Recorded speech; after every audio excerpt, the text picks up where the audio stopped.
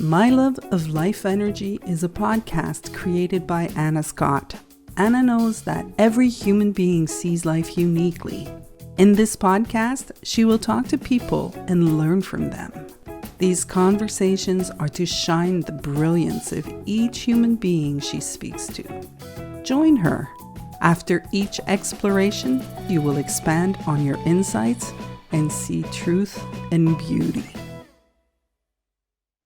Good morning and good afternoon, and welcome to my podcast, My Love of Life Energy. And today I am, I can't even speak. I'm so honored and so touched today to have my niece, Lyndsey Scott, on this podcast. And Lyndsey is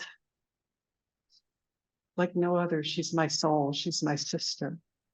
When we come in together, it's like we find home, and she is the most beautiful soul.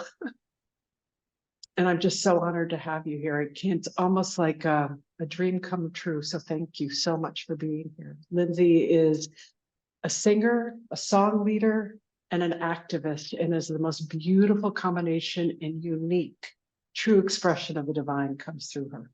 So with that, welcome, Lyndsey. I'm so happy to be here with you, Auntie Anna.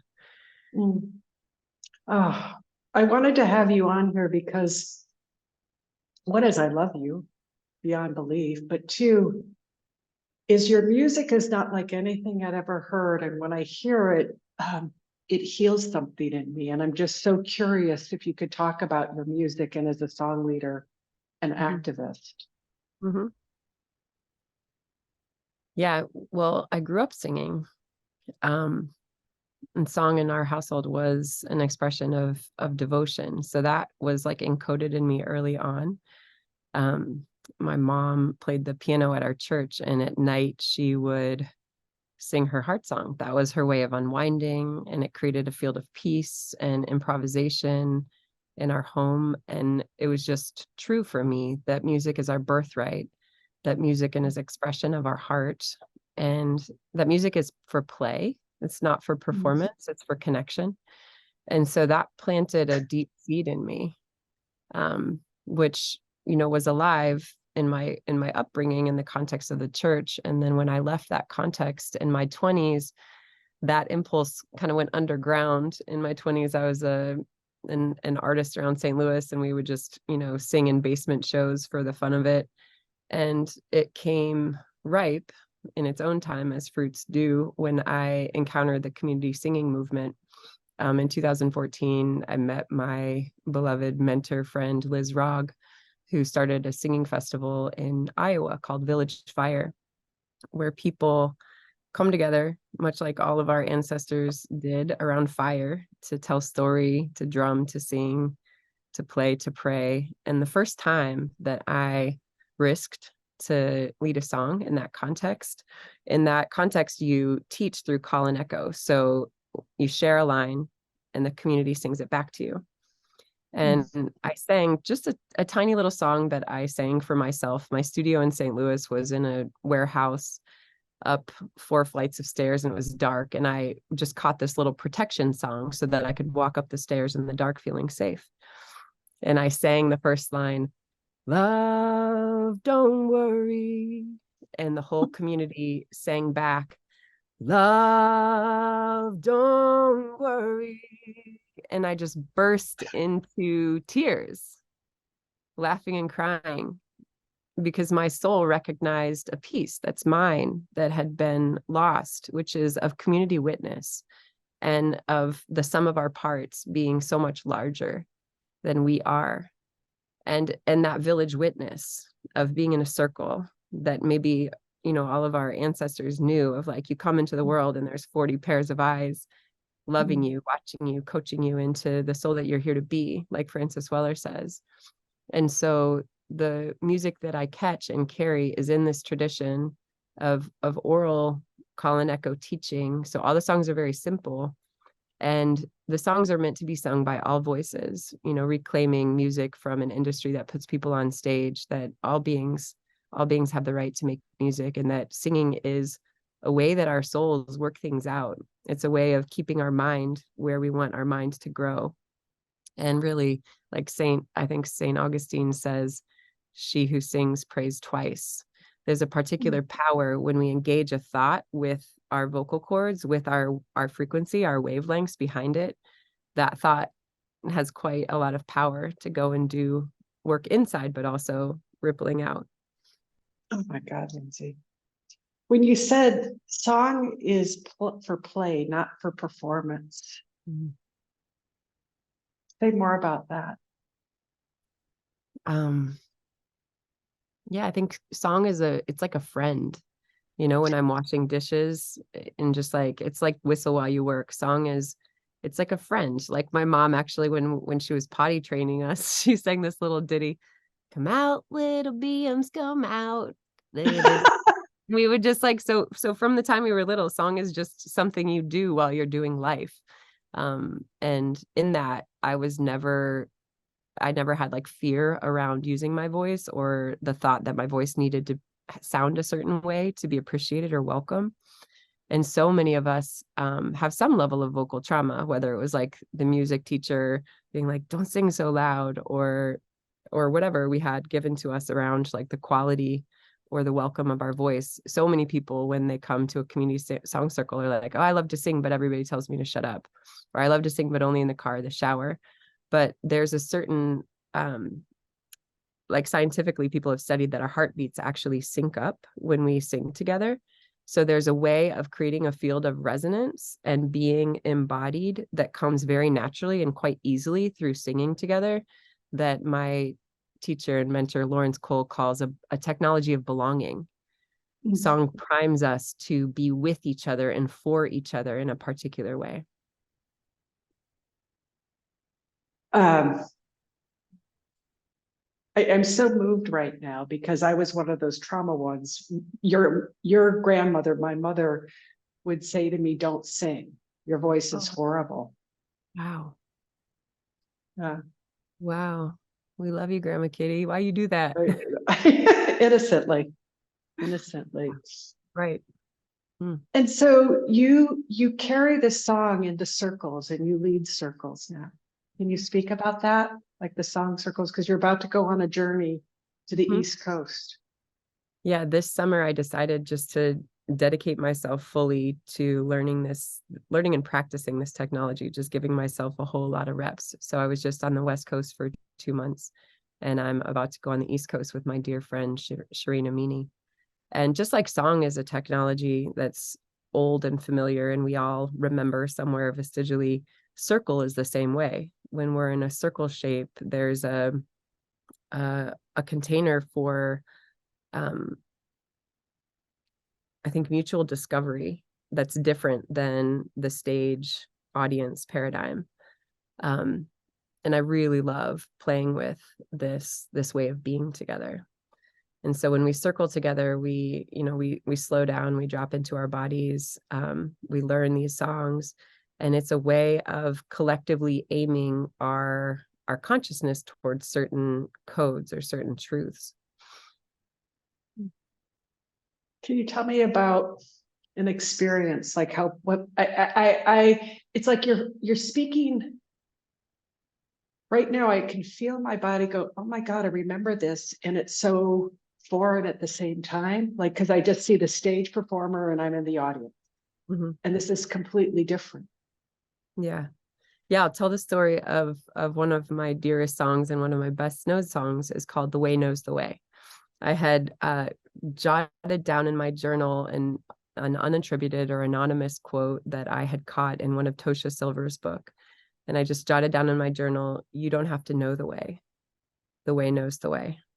And it was really a guiding principle for me. I was holding the threshold of my 40th birthday.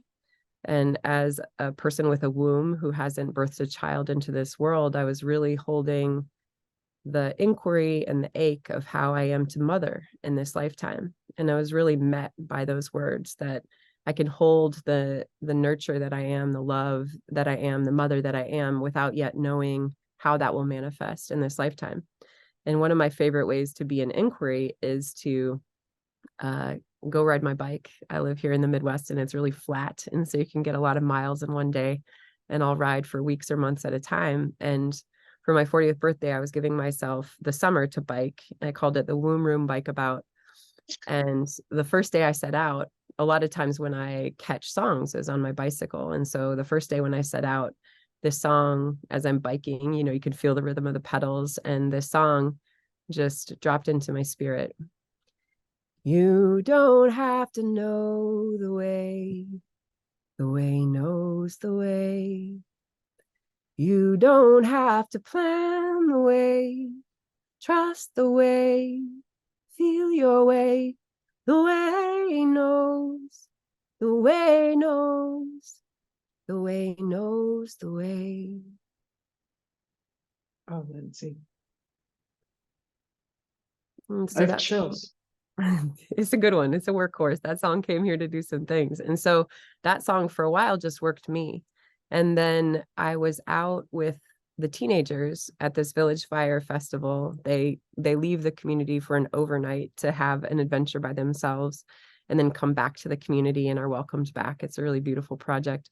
And so that night we were camping, and I was creating the fire pit for the teen gathering that night, and just clearing the space and making beauty flowers and mandala. And there was a teenager who came with me, Josephine, and we were making this space together. And I started singing that song out loud, and she caught it with me and sang it with me. And we decided to open the circle that night with that song. And what unfolded was the most beautiful extemporaneous heart sharing from the teenagers of songs from the corners of their hearts and their fears and their joys, and so much laughter and so much connection. And so we gathered that up and we brought it back to the community, and the Village Fire community opens the circle the next night for the teenagers to step in the center and share what came through them. And so we all sang this song to the community, and it caught like wildfire because it really touched a need. And so many of our hearts were being dismantled. We know we want to change the systems that are structured around us, and yet oftentimes it feels so daunting to know where to begin. And so that song really met the collective with that grace of trust and surrendering to the mystery. And then from our circle, Village Fire, that song caught and really spread around the world. This is a very oral tradition movement. And so people will carry a song from one circle to the next circle. And it's been wild to, hear people in the UK or in Africa singing this song, that it's almost like it shows as if, the Venn diagrams are all overlapping the threads that we're all working in the circles and the communities where we are. Oh my God, that's beautiful. Wow. I'm having a hard time right now because I'm so touched by what you're sharing. And how does like on the strings of this music that's sung, I also see the activism in it. And can you speak to that? It's like part of the beads that gets, like the song leader's it, but there's an activist part. And can you speak to that? Sure. When we bring a song into a circle, we'll often tell the story of the song, whether it's a song that we've caught personally, or if I share my dear friend's songs to the best of my ability, I'll share a little bit about their life and their circumstances and the story that was the soil that they really called the song into. And so there's a way that when we're leading a circle, we can ask the attention and the consciousness and the resources of the circle to be aimed in the directions that we care about. I was just in a gathering in Washington State with my dear friend Ale Blakely, who has dreamed and called in an entire album of collective songs for grieving together.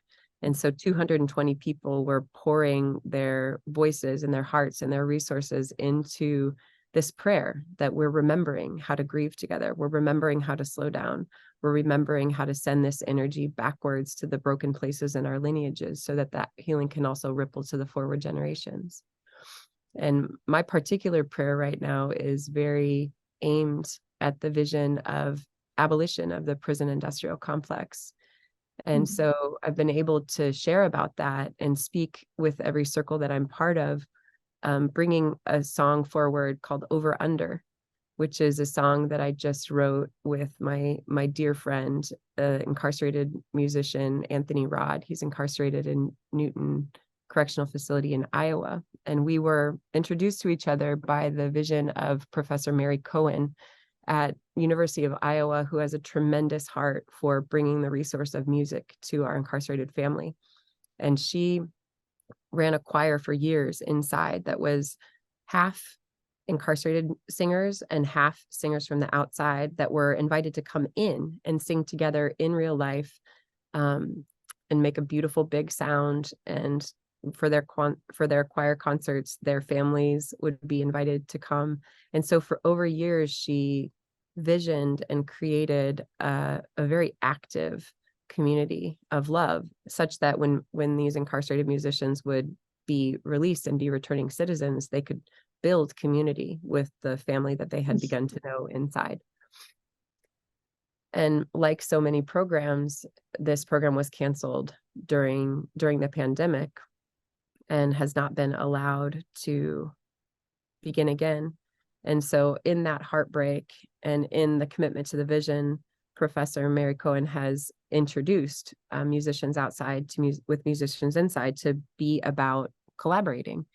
And when we collaborate, it's not as easy as just sitting down and jamming together. It's quite a reach to collaborate with someone inside. You have to get added to a particular email system, and from that build trust through correspondence, and then from that build trust enough to have phone calls.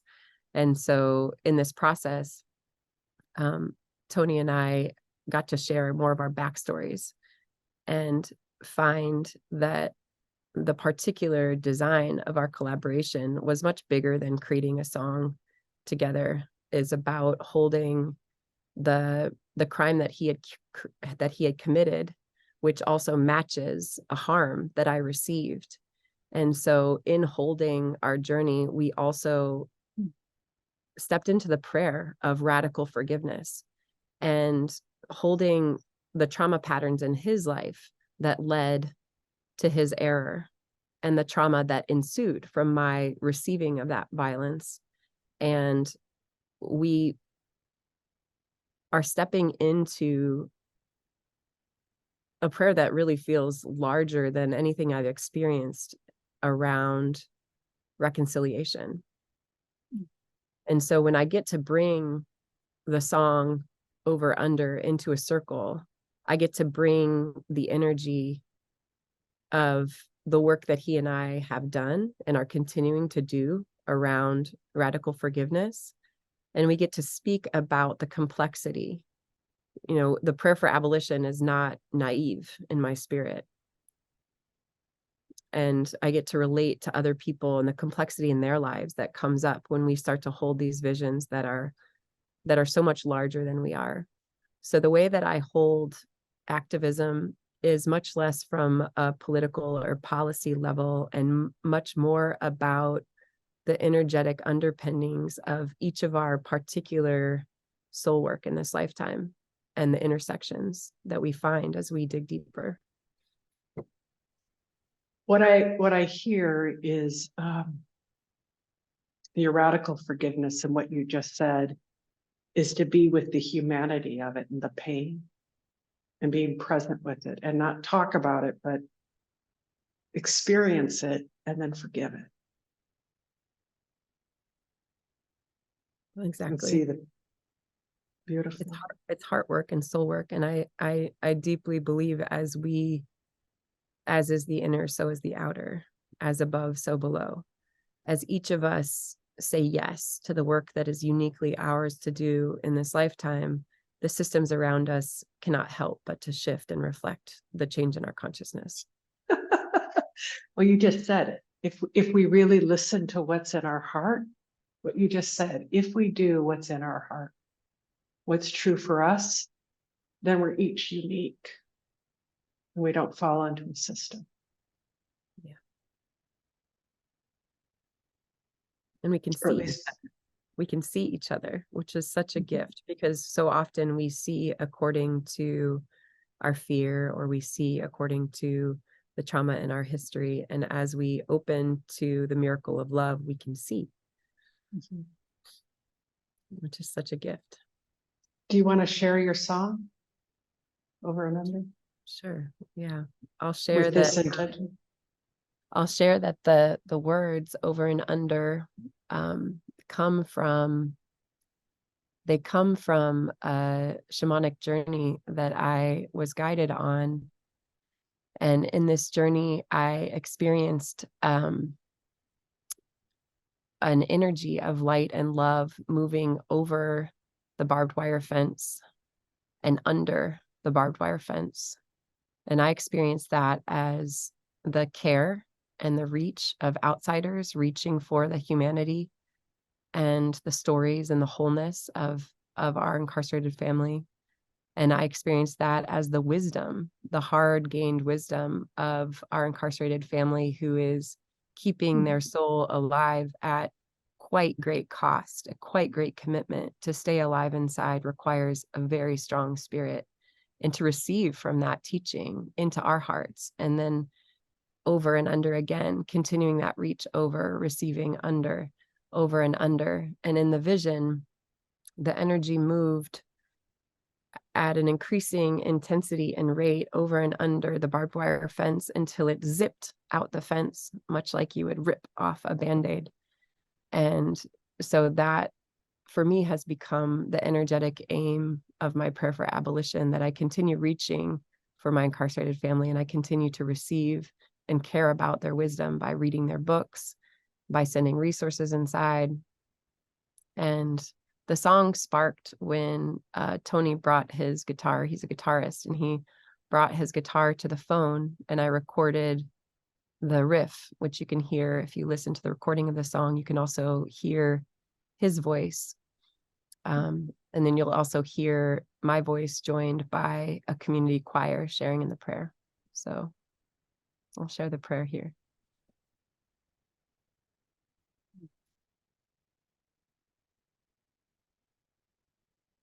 Over, under, all the way through. Over, under, back to you. Over, under, all the way down. Over, under, lost and found. I am the love that doesn't leave. We do this till we free us. Feel through the dark is how we see. We do this till we free us. We are remembering how to grieve. We do this till we free us. 'Cause you are a part of my family. We do this till we free us. Oh, Lyndsey. I can feel the power. I can feel the oneness in that song. It's absolutely beautiful. It's been a real gift to share it with different communities and feel, just feel what it is to invite the collective care and collective awareness. I think we all have different antennae that are sensing and giving to various of the wounds that we're holding as a collective. And the wound of incarceration is quite hidden by default. And so to step into seeing together and holding together and grieving together opens up a channel of so much love.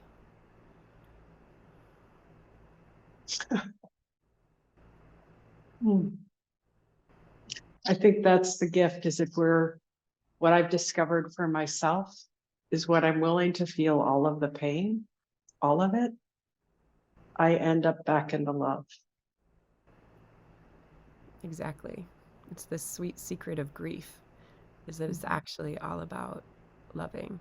But it's so intense to step into it alone, and we were never meant just step into it alone, which is why I'm so appreciative of the power of circle and the power of remembering collective technologies for grieving. I like to say that community singing is sort of like a gateway drug for deeper ritual states.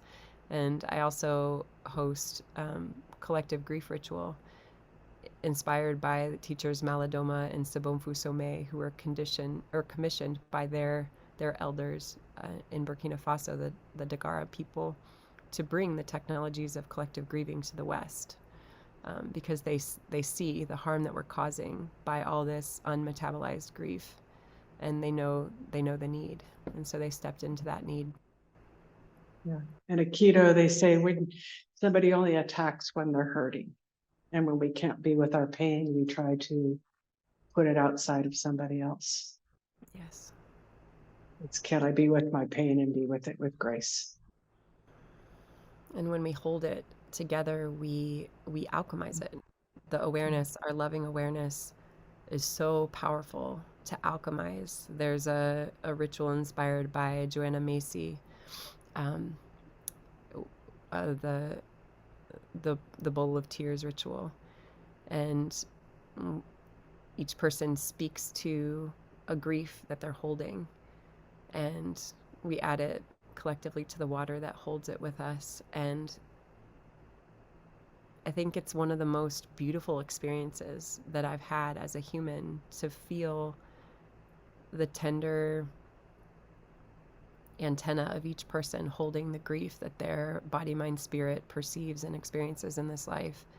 And one by one, as we share, somehow at the end of the ritual, each of the pain has started to move into such great beauty, which is a testimony to the power of the human heart and the terror of this beautiful being human, this wild ride that guarantees grief as part of love.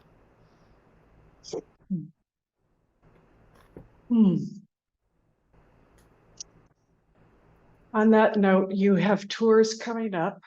We're at the end of our time. Oh, wow, and I want people to find, I want people to find you. I want people to go sit with you and heal. Where do they find you? How do they find you? Well, about 2 hours ago, I published my very first website, which is lyndseyscott.earth, LYNDSEYSCOTT.earth. And all of the dates for the East Coast tour are there. We'll be in Ann Arbor and Northampton and Boston and Brooklyn and Philly and North Carolina. We'll warmly welcome anyone who feels drawn to come and sing with us and be welcome in their whole self. I can't thank you enough so much. It's been an honor, Lyndsey. Oh, it's such a deep pleasure and gift to be your niece. I like to say that you were one of my first teachers of presence, driving around when we came to visit in junior high, and you were, I think, the first adult who ever asked me how I was and really listened to me, and it really changed my life. Well, thank you. I love you, sweetie. I love you too so much.